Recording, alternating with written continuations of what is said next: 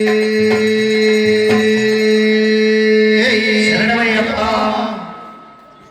వచ్చిన సమస్త భక్తాదులందరికీ మా తరపున ఒక చిన్న విన్నపం.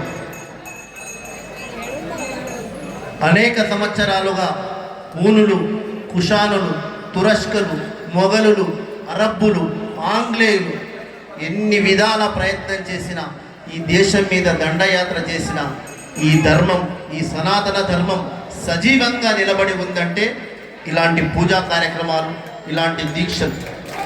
ఈ దీక్షలు, ఈ సనాతన ధర్మంలో భాగమైన ఈ దీక్షల్ని మనం పాటిస్తున్నాం. 40 రోజులు మండల కాలం దీక్ష చేసి ఆ అయ్యప్ప స్వామి మనకు రక్షగా ఉండాలని మనం కోరుకుంటున్నాం. మరి ఈ దీక్ష ప్రసాదించినటువంటి మన సనాతన ధర్మాన్ని కాపాడడం కోసం 365 రోజులు మనం ధర్మదీక్ష తీసుకోవాలి. నాకు భగవద్గీత 700 శ్లోకాలు వస్తాయి, నాకు అష్టోత్తరాలు అన్నీ వస్తాయి, నా ఇంట్లో కూర్చొని నేను పూజ చేసుకుంటా, నేనంత గొప్ప హిందువు లేడు అనుకోవడం పొరపాటు. నీ ధర్మం రక్షింపబడిన రోజే, నీ ధర్మం కరెక్ట్గా ఉన్న రోజే నువ్వు ఇంట్లో భగవద్గీత శ్లోకాన్ని పాటించగలుగుతావు. భగవద్గీత శ్లోకంలోనే చెప్పాడు శ్రీకృష్ణ పరమాత్మ, అహింస పరమో ధర్మ, ధర్మహింస తదైవచ. మనకు సగం మాత్రమే తెలుసు, అందరికీ అహింస పరమో ధర్మంలో మాత్రమే తెలుసు. ధర్మహింస తదైవచ అంటాడు. అహింస పరమధర్మమే, ప్రతి జీవికి అహింస అనేది పరమధర్మమే.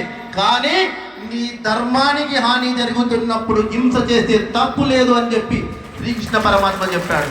కాబట్టి నీ ధర్మానికి విఘాతం కలిగినప్పుడు, నీ ధర్మానికి విధ్వంసం కలిగినప్పుడు, నీ ధర్మానికి ఎవరైనా అవరోధం కలిగించినప్పుడు నువ్వు ముందుకు వచ్చి నీ ధర్మం కోసం ముందుకు రావాలని తెలియజేసుకుంటూ, స్వామి జై శ్రీ